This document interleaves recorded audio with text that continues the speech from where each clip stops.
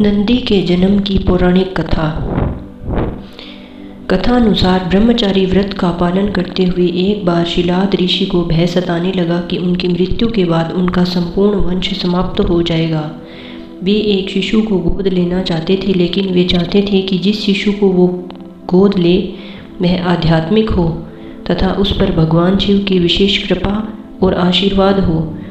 अपनी कामना की पूर्ति के लिए उन्होंने भगवान शिव का कठोर तप प्रारंभ किया। कई वर्षों तक वे तप में लीन रहे, जिससे प्रसन्न होकर भगवान शिव उनके समक्ष प्रकट हुए और उनसे वरदान मांगने को कहा। शिलाद ऋषि ने पुत्र प्राप्ति का वरदान मांगा। भगवान शिव शिलाद ऋषि को अपना मनचाहा वरदान देकर अंतर्ध्यान हो गए। भगवान शिव के अंतर्ध्यान होने के बाद शिलाद ऋषि ने जब अपनी आंखें खोली तो उनकी गोद में एक शिशु था।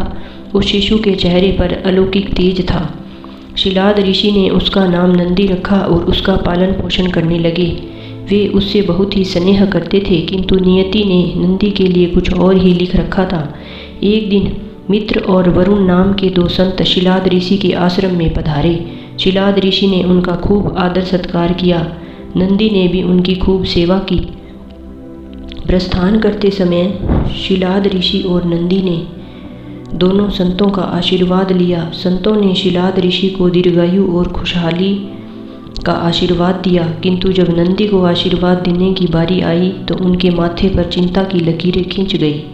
शिलाद ऋषि ने यह तुरंत भांप लिया। जब वे मित्र और वरुण ऋषि को आश्रम के बाहर तक छोड़ने गए तो उन्होंने पूछ लिया कि उन्होंने नंदी को लंबी आयु का आशीर्वाद क्यों नहीं दिया। तब दोनों संतों ने उन्हें बताया कि नंदी अल्पायु है। यह सुनकर शिलाद ऋषि चिंताग्रस्त हो गए। नंदी ने जब पिता को चिंतित देखा तो उनका कारण पूछा। शिलाद ऋषि ने नंदी को पूरी सच्चाई बताई। पिता की बात सुन नंदी हंसने लगे। आश्चर्यचकित पिता ने जब कारण पूछा तो नंदी बोले, पिताश्री, आपने मुझे भगवान शिव की कृपा से प्राप्त किया है। जिन पर भगवान शिव जी की कृपा होती है उन्हें कोई संकट छू भी नहीं सकता।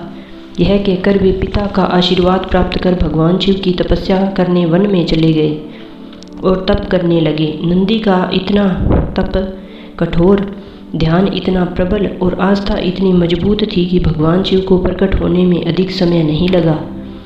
शिव ने प्रकट होकर नंदी से वरदान मांगने को कहा। नंदी के पूरी उम्र उनका सानिध्य मांग लिया। तब शिव ने उन्हें बैल का चेहरा प्रदान कर अपने वाहन के रूप में स्वीकार किया और अपने गणों में सर्वोच्च स्थान प्रदान किया।